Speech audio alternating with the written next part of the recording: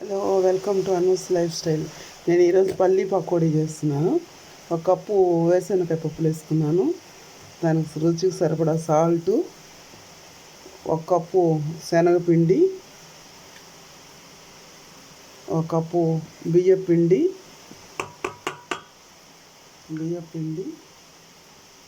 కొంచెం pepper powder కూడా వేసుకున్నాను నేను, కొంచెం గరం మసాలా,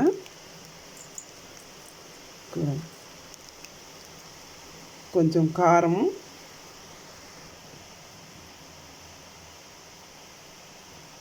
వర్షం పడుతుందండి, బయట బాగా వర్షం పడుతుంది.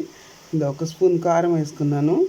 కావాలంటే మీరు పచ్చిమిర్చి, కొంచెం అల్లం పేస్ట్ బాగా మిక్సీ వేసుకొని వేస్తే టేస్ట్ ఇంకా బాగుంటుంది.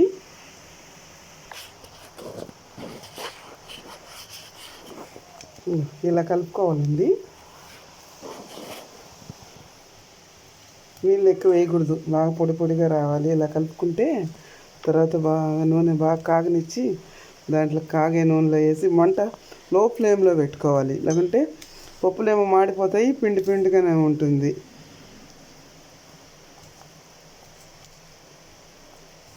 ఇలా పొడి పొడిగా కలుపుకోవాలి.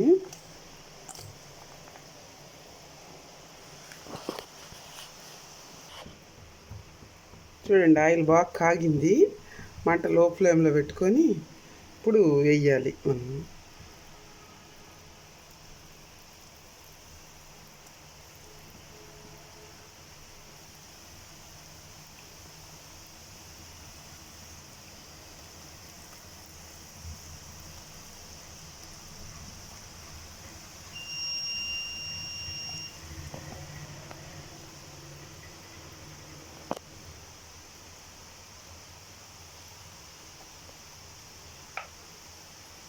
కొంతసేపు అలాగే కదపకుండా ఉంటే బాగా కాగిపోతాయి.